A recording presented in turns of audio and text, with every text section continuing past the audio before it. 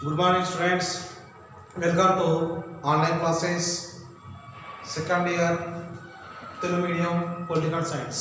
Okay, ఈరోజు మనము చెప్పుకున్నటువంటి ముఖ్యాంశం ఏంటంటే ముఖ్యమంత్రి అధికారాలు మరియు ముఖ్యమంత్రికి సంబంధించిన పరిపాలన వాటి గురించి ఈరోజు నేర్చుకుందాం.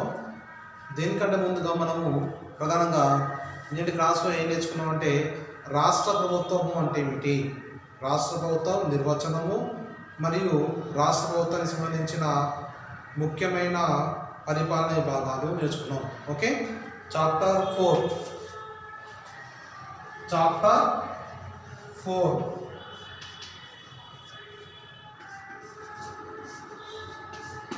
రాష్ట్ర ప్రభుత్వం.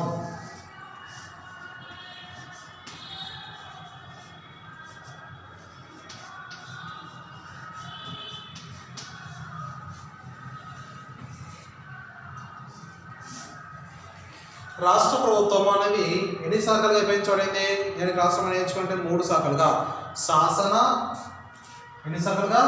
3 శాఖలుగా చెప్పడం జరిగింది. శాసన నిర్వహణ శాఖ,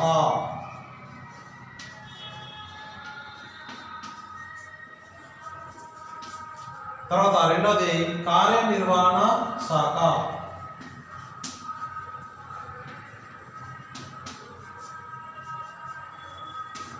మూడవది న్యాయ శాఖ.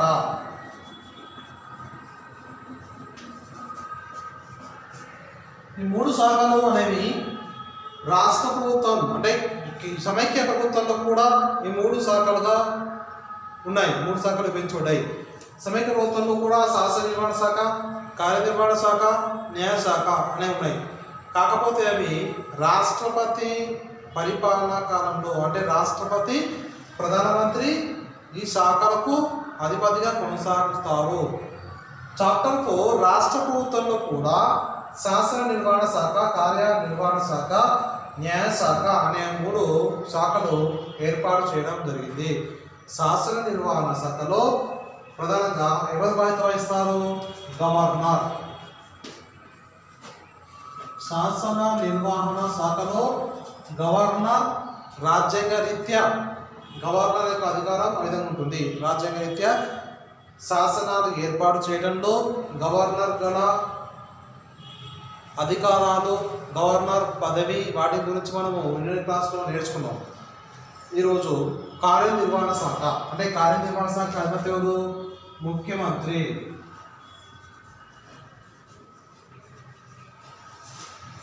ఓకే, ముఖ్యమంత్రి కార్యనిర్వహణ శాఖకు అధిపతిగా కొనసాగుతాడు. న్యాయశాఖలో ప్రధానంగా ఎవరు న్యాయశాఖకు అధిపతిగా? న్యాయస్థానం. అంటే ఇందులో గవర్నర్ పాత్రతో పాటుగా రాష్ట్రపతి పాత్ర కూడా న్యాయస్థానానికి అధికారంగా ఉంటుంది. ఓకే, సో ప్రధానంగా ఈరోజు మనకు చెప్పుతున్న ముఖ్యమైన కాన్సెప్ట్ ఏంటంటే నిన్నటి క్లాసులో మనం ఏం నేర్చుకున్నాం? గవర్నర్ కార్యనిర్వహణ శాఖకు అధిపతిగా కొనసాగుతాడు. గవర్నర్ యొక్క అధికారం రాష్ట్రపతి చేత నియమించబడిన వ్యక్తి ఎవరు? గవర్నర్. గవర్నర్ చేత నియమించబడిన వ్యక్తి ఎవరు? ముఖ్యమంత్రి. ముఖ్యమంత్రి తను ఇచ్చినటువంటి సమాచారం మేరకు మంత్రిమండలిని ఏర్పాటు చేస్తుంటాడు. ఎవరి సలహా మేరకు? ముఖ్యమంత్రి సలహా మేరకు. ఎవరు నియమిస్తారు? గవర్నర్. ఓకే, సో ముఖ్యమంత్రితో పాటుగా మంత్రిమండలి అంటే ముఖ్యమంత్రి మరియు మంత్రిమండలి ఇవి రెండింటిని ఏమనిపిస్తారు? క్యాబినెట్. క్యాబినెట్ సమావేశాలకు అధ్యక్షత వహించేది ఎవరు? ముఖ్యమంత్రి. ఓకే, ఈరోజు మనం చెప్తున్న కాన్సెప్ట్ ఏంటంటే powers and functions of CM. ముఖ్యమంత్రి అధికారాలు మరియు ముఖ్యమంత్రి యొక్క బాధ్యతలు ఏమిటి? అతని యొక్క పవర్, అతని యొక్క అధికారం ఏంటిది? అతని యొక్క అధికారం, ముఖ్యమంత్రి యొక్క అధికారాలు ఎన్ని రకాలు? వాటి గురించి మనం ఈరోజు నేర్చుకుందాం. Okay, powers and functions of CM. ముఖ్యమంత్రి యొక్క బాధ్యతలు మరియు అధికారాలు.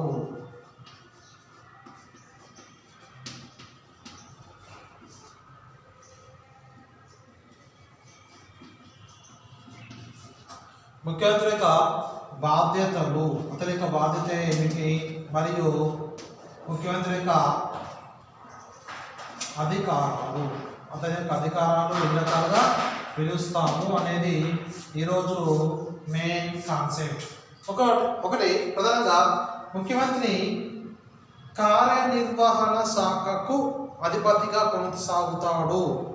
దేశానికి నాయకుడు ప్రధానమంత్రి, రాష్ట్రానికి నాయకుడు ఎవరంటే ముఖ్యమంత్రి.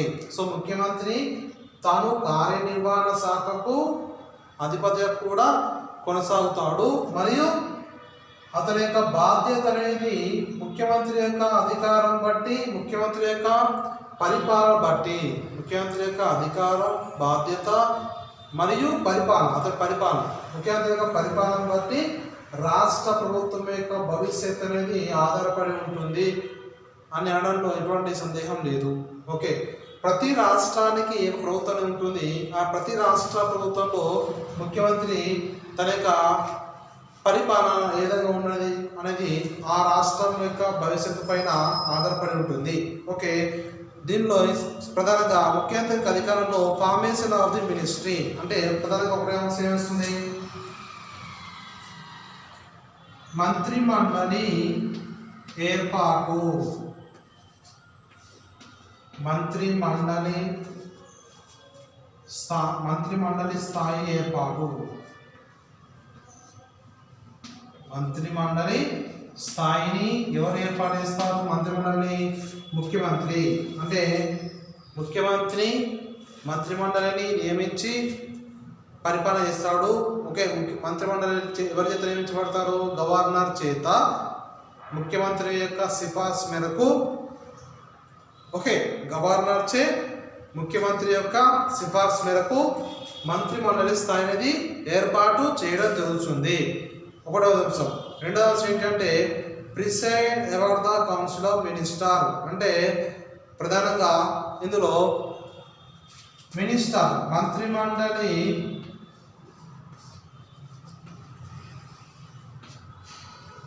పరిపాలన మరియు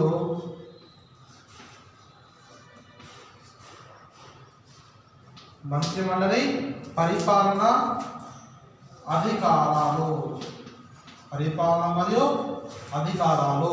మంత్రిమండలి స్థాయిని ఏర్పడేస్తాడు ముఖ్యమంత్రి, మంత్రిమండలి నియమిస్తాడు, మరియు పరిపాలన కూడా, ఓకే, పరిపాలన కూడా ఏర్పడేస్తుంటాడు. తర్వాత నెక్స్ట్ రాష్ట్ర మంత్రిమండలికి ప్రభుత్వానికి మధ్య సంబంధాన్ని ఏర్పడేస్తాడు ముఖ్యమంత్రి. ఓకే, లింక్ బిట్వీన్ రాష్ట్ర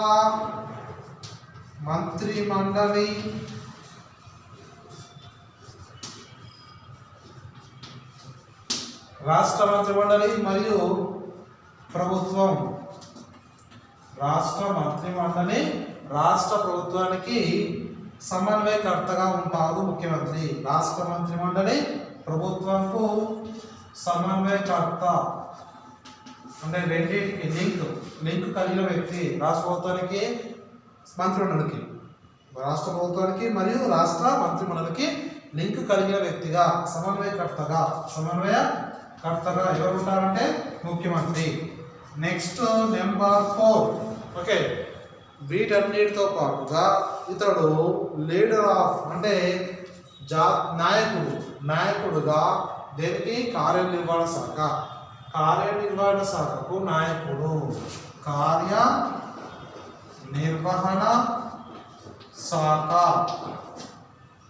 కార్యనిర్వహణ శాఖ నాయకుడు. అంటే ఇప్పుడు ప్రధానంగా సమైక్య ప్రభుత్వంలో కార్యనిర్వహణ శాఖ నాయకుడు ప్రధానమంత్రి. ఓకే, సమైక్య ప్రభుత్వం అయితే. రాష్ట్ర ప్రభుత్వంలో కార్యనిర్వహణ శాఖ నాయకుడు ఎవరు? ముఖ్యమంత్రి. ఓకే, రాష్ట్రానికి వస్తేనేమో ముఖ్యమంత్రి, దేశానికి వస్తేనేమో ప్రధానమంత్రి కార్యనిర్వాహక శాఖకు అధిపతిగా ఉంటాడు. Okay, next number 5.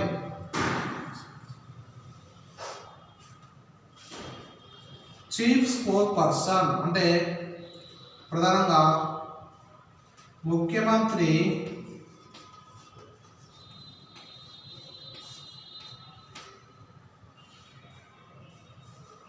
అధికార బాధ్యత.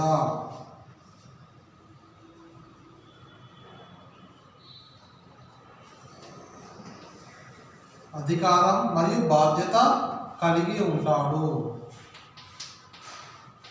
ముఖ్యమంత్రి అధికారం మరియు బాధ్యతలు కలిగి ఉంటాడు. తర్వాత ఆరవ వస్తుంది leader of the party of power, అంటే పార్టీకి అంటే రాజకీయ పార్టీ అధికారి. రాజకీయ పార్టీ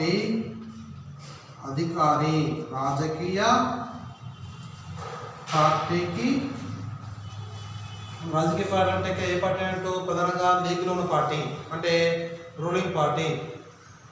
రాజకీయ అధికార పార్టీకి బాధ్యుడు. అధికార పార్టీకి బాధ్యత వహిస్తాడు. రాజకీయ అధికార పార్టీకి బాధ్యత వహిస్తాడు. రాజకీయ అధికార పార్టీ అంటే ఆ లీడర్ అతను పార్టీకి అంటే ప్రధానంగా రాష్ట్రంలో ఏ పార్టీ అయితే ఫార్మేషన్ ఉన్నదో ఆ పార్టీకి ఒక్కొక్క రాష్ట్రంలో ఒక్కొక్క పార్టీ ఫార్మేషన్ ఉంది అధికార పార్టీ. తెలంగాణలో టీఆర్ఎస్ అట్లా. సో ఆ రాష్ట్రానికి సంబంధించిన పార్టీకి లీడర్గా ఉంటారు ఎవరు? ముఖ్యమంత్రి. సో రాజకీయ అధికార పార్టీకి బాధ్యత వహిస్తాడు.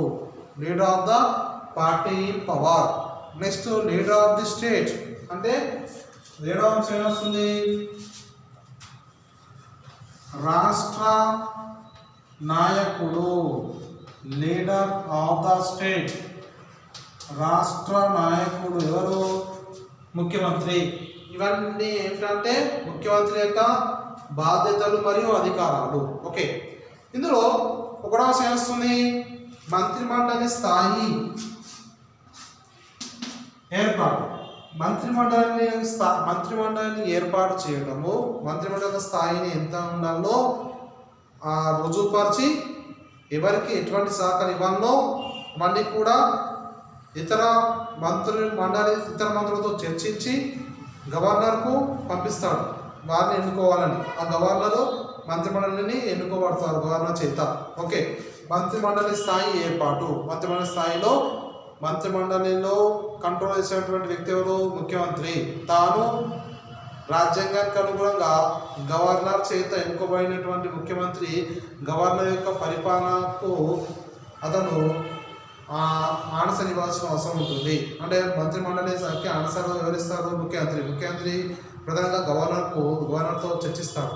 రాష్ట్ర ప్రభుత్వంలో ఎటువంటి ప్రోగ్రామ్స్ పెట్టాలి, అంటే రాష్ట్రాన్ని అభివృద్ధి చేయాలంటే ఎటువంటి కార్యక్రమాలు కొనసాగించాలి, ఓకే, వ్యక్తిగతంగా సలహాలు ఏ విధంగా చెలాయించాలి, అలవాట్లు కానీ ప్రజల మార్పులు, ప్రజలకు ఏ విధంగా సహాయం చేయాలి, వీటన్నిటిని ప్రతి అంశం కూడా కూలంకషంగా చర్చించి మంత్రిమండలి స్థాయిని ఏర్పాటు చేస్తాడు. సో కావున ముఖ్యమంత్రి మరియు మంత్రిమండలి స్థాయిని ఏమంటారు? క్యాబినెట్ సమావేశాలకు అర్హత వహిస్తాడు, అధ్యక్షత వహిస్తాడు. క్యాబినెట్ సమావేశాలను ఏర్పాటు చేస్తుంటాడు. క్యాబినెట్ సమావేశాలు ఏర్పాటు చేసి ఆ క్యాబినెట్లో రాష్ట్రానికి సంబంధించిన పరిపాలన మరియు సమస్యలు మరియు రాష్ట్ర అభివృద్ధి కార్యక్రమాలు వీటన్నిటిని కూడా క్యాబినెట్లో చర్చిస్తాడు. ఎవరు? ముఖ్యమంత్రి. క్యాబినెట్లో చర్చించి మంత్రిమండలి స్థాయిని తనకు అనుగుణంగా మంత్రుల యొక్క నియామకం, రాష్ట్ర మంత్రిమండలి యొక్క నియామకం అనేది ఏర్పాటు చేస్తుంటాడు. ఒకటో అంశం. రెండో అంశం ఏంటిది? మంత్రిమండలి పరిపాలన అధికారాలు. అంటే మంత్రిమండలిలో సంబంధించిన వివిధ రకాల మంత్రిమండలి స్థాయిని ఏర్పాటు చేసి వాటి యొక్క అధికారం, అంటే ఎవరికి మంత్రిమండలికి సంబంధించిన అధికార బాధ్యతలు కానీ వారి యొక్క గుర్తింపులు కానీ, ఓకే, పరిపాలన అధికారాన్ని ఏర్పాటు చేస్తుంటాడు. పరిపాలన బాధ్యతలు కానీ పరిపాలన అధికారం కానీ. సో ఇవన్నీ కూడా మంత్రిమండలికి సంబంధించిన పరిపాలనతో పాటుగా అధికార స్థాయిని కూడా ఏర్పాటు చేస్తుంటారు. ఎవరు? ముఖ్యమంత్రి. ఇది రెండో అంశం. నెక్స్ట్ మూడో అంశం వస్తుంది. మూడో అంశము రాష్ట్ర మంత్రి మండలి ప్రభుత్వానికి సమన్వయకర్త.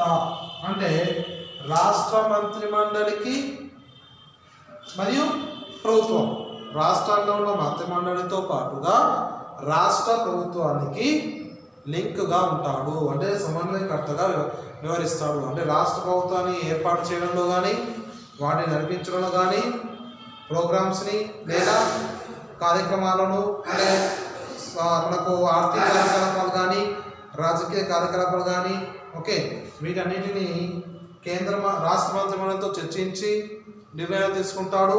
వాటితో పాటు ప్రభుత్వాన్ని కూడా ఏర్పాటు చేసి ప్రభుత్వాన్ని నడిపిస్తుంటాడు. అంటే రాష్ట్ర మంత్రి మండలి మరియు ప్రభుత్వానికి సమన్వయకర్తగా వ్యవహరిస్తాడు ముఖ్యమంత్రి. ప్రభుత్వానికి లింక్గా ప్రభుత్వాన్ని ఏర్పడేస్తాడు, రాష్ట్ర మంత్రులను ఏర్పడేస్తుంటాడు. రెండింటిని కూడా సమన్వయకర్త, రెండింటికి బ్యాలెన్సింగ్ చేసి అతడు పరిపాలన చేస్తుంటాడు.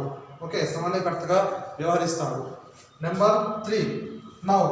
ఇప్పుడు నెంబర్ 4 ఏంటంటే కార్యనిర్వహణ శాఖకు నాయకుడు. శాసన నిర్వహణ శాఖకు నాయకుడు ఎవరు? గవర్నర్.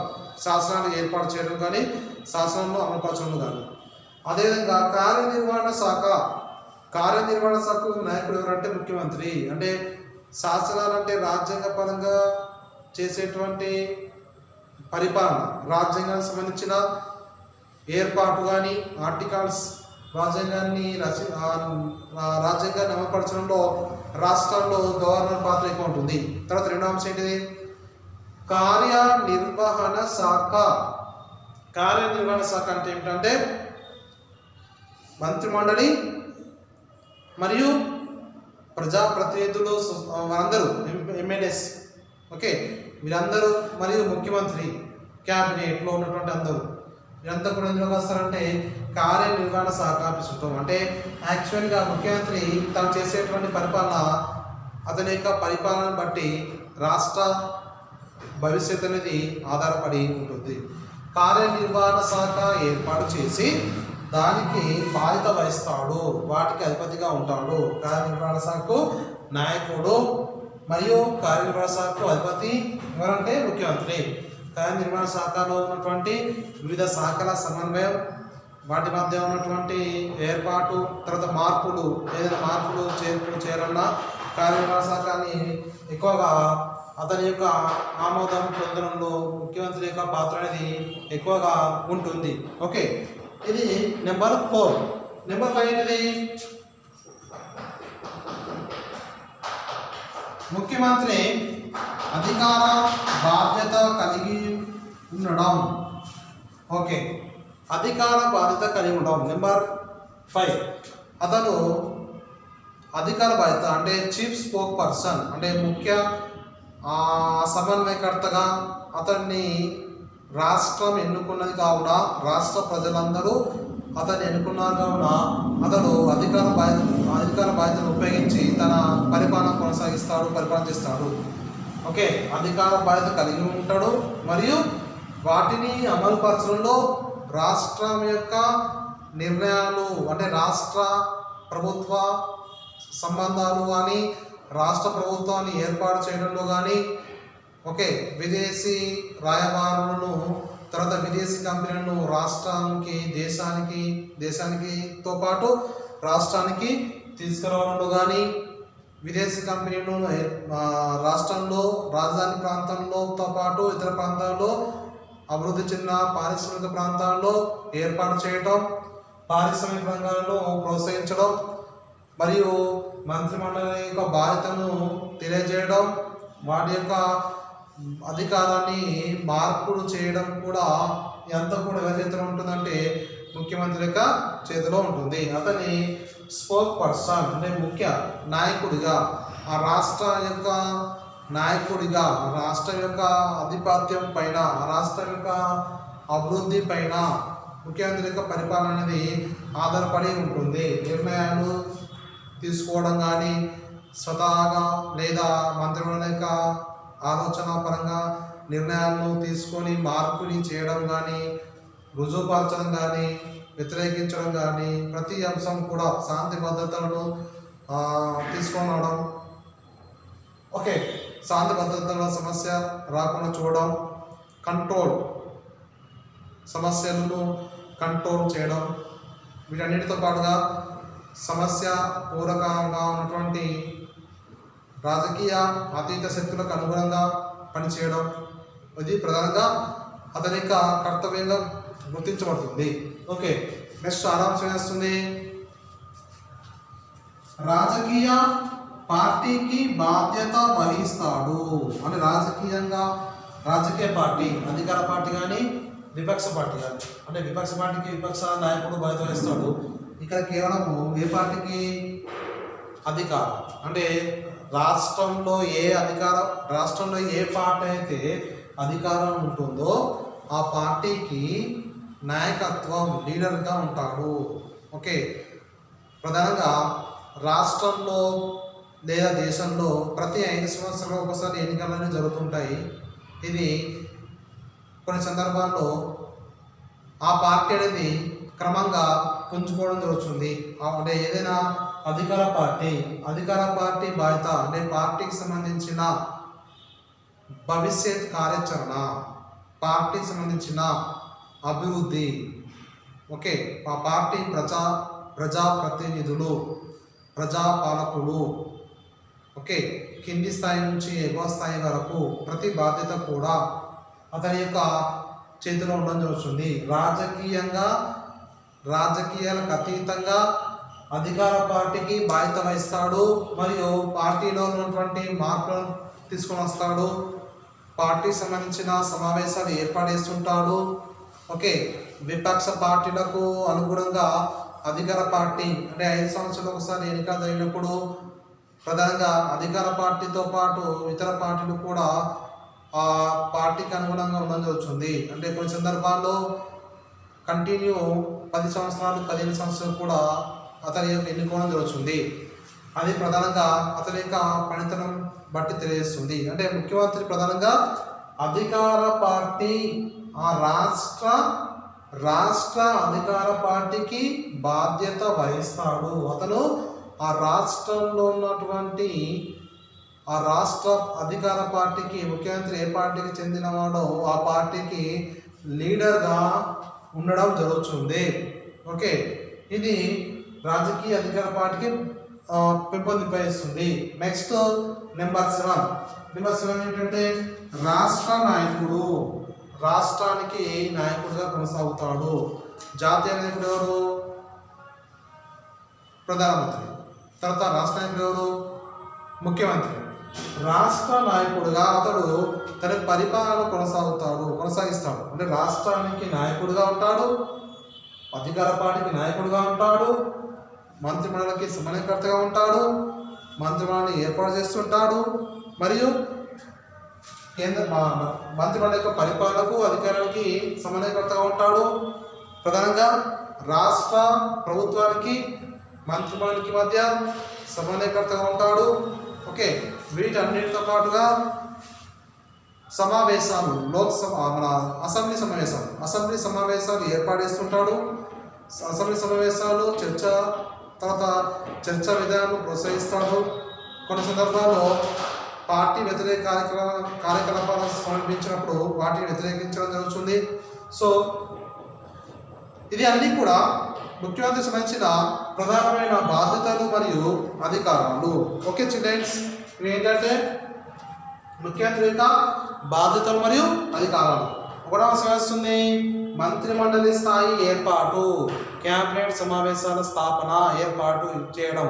రెండవ అంశము మంత్రిమండలి పరిపాలన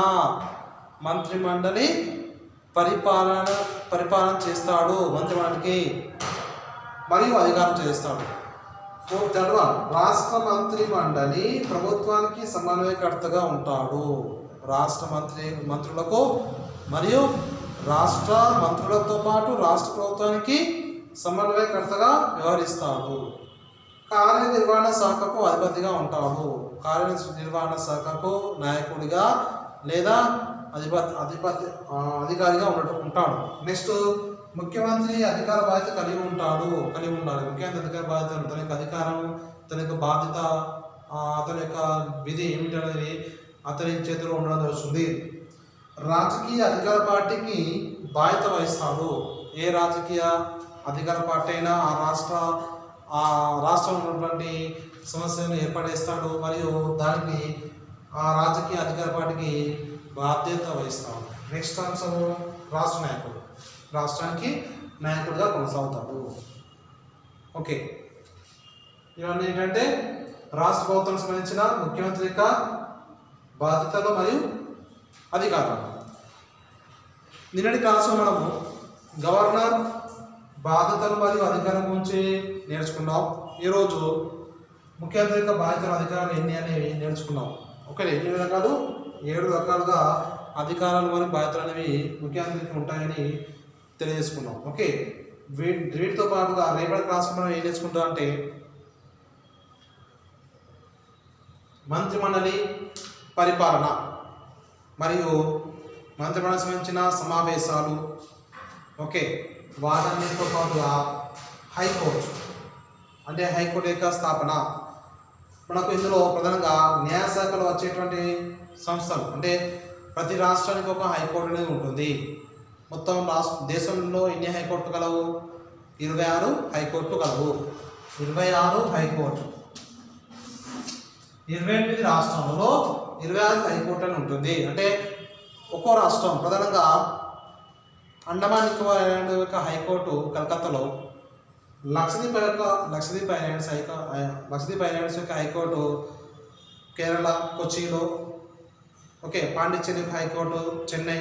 ఇలా కొన్ని రకాల రాష్ట్రాలకు ఒక్కో రాష్ట్రంకు ఒక్కో హైకోర్టు అనేది కలిగి ఉన్నది. ఓకే, విభజన కలిగిన రాష్ట్రంగా ఉన్నటువంటి తెలంగాణలో ఆంధ్ర తెలంగాణ 2 రాష్ట్రాలు కలిపి ఒక హైకోర్టు అనేది ఉన్నది. సో న్యాయశాఖలో వచ్చేటువంటి అంశం ఏంటిది? న్యాయస్థానం పరిపాలన, న్యాయశాఖ బాధ్యతలు అధికారాలు. ఓకే, విధానసభ విధాన పరిషత్ అనే సభలు ఉన్నాయి. శాసనసభ 2 రకాలు, విధానసభ విధాన పరిషత్. విధానసభ మరొక పేరు ఎగువ సభ, విధాన పరిషత్ మరొక పేరు దిగువ సభ. ఎగువ సభకు ఎవరు బాధ్యత వహిస్తారు? గవర్నర్ మరియు ముఖ్యమంత్రి. సేమ్ లోక్సభలో రాష్ట్రపతి ప్రధానమంత్రి ఏ విధంగా అయితే లోక్సభ పార్లమెంట్లో అనేది ఏ విధంగా ఉన్నదో సేమ్ రాష్ట్రంలో కూడా ప్రధానంగా విధానసభ అనేది కూడా ఆ మండలి ఉన్నటువంటి సమావేశంలో ఏర్పడేలో కానీ ముఖ్యమంత్రి గవర్నర్ బాధ్యత వహిస్తారు. విధాన పరిషత్ మండలి అధ్యక్షుడు అంటే విధాన మండలి అధ్యక్షుడిగా బాధ్యత వహిస్తూ ఉంటారు. ఓకే, విధానసభ విధాన పరిషత్ దీన్ని విధానసభ ఏమో ఎగువ సభగా పిలుస్తాము, విధాన పరిషత్ ఏమో దిగువ సభగా పిలుస్తాము. ఎక్కువ అధికారాలు కలిగిన సభ ఏంటంటే విధానసభ. ఓకే, శాసనసభలో కూడా 2 రకాలు కలవు. ఓకే చిల్డ్రన్స్, ఓకే, రేపటి క్లాస్లో మనం ప్రధానంగా మంత్రిమండలి ఇతర బాధ్యతలు మరియు హైకోర్టు స్థాపన అధికారం, హైకోర్టు బాధ్యతలు, న్యాయమూర్తుల పదవీకాలం, వీటన్నిటితో పాటుగా ప్రధానంగా విధానసభ సభ్యుల కాలపరిమితి, అధికారాలు మరియు విధానసభ విధాన పరిషత్ ఏ రాష్ట్రాలు కలవు వాటికి బాధ్యతలు అనే విషయాల గురించి మనం రేపటి క్లాస్లో నేర్చుకుందాం. Okay childrens, thank you.